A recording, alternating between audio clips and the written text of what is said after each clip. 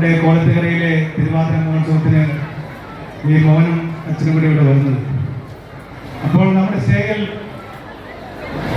ഗാനങ്ങൾ നടക്കുകയായിരുന്നു.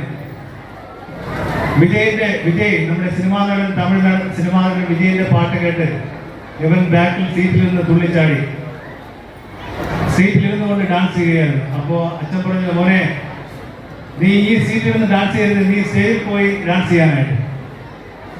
അപ്പോൾ അന്ന് നടന്നുകൊണ്ടിരുന്ന ഗാനമേളക്കാരോട് പെർമിഷൻ ചോദിച്ച് സ്റ്റേജിൽ കയറി വിജയിന്റെ പാട്ട് ഇട്ട് ഇവൻ സ്റ്റേജിൽ കയറി ആദ്യമായിട്ട് തുള്ളിച്ചാടി ഡാൻസ് ചെയ്യുകയായിരുന്നു. ഈ ഭഗവാന്റെ മുന്നിൽ വന്ന് ഭഗവാന്റെ അനുഗ്രഹത്തോടു കൂടി ചെറിയ രീതിയിൽ ഡാൻസ് ചെയ്യുകയായിരുന്നു. അത് അവന് കിട്ടിയ ഒരു ബ്ലെസ്സിംഗ് ആയിരുന്നു. അതിനുശേഷം മാതാപിതാക്കൾ അവനെ വീൽ ചെയറിലിരുത്തി ഡാൻസ് പഠിപ്പിക്കുകയും പല സ്റ്റേജുകളിൽ അവൻ്റെ ചെറിയ പ്രകടനങ്ങൾ നടത്തുവാനുള്ള അവസരം ലഭിക്കുകയും ചെയ്തു. അനേകം അനുമോദനങ്ങൾ ലഭിക്കുകയും ചെയ്തു. അതിൻ്റെ നന്ദി സൂചകമായി ഭഗവാന്റെ മുന്നിൽ ഒരിക്കൽ കൂടി വന്ന് അവൻ്റെ ചെറിയ കലാപ്രകടനം നടത്തണമെന്ന്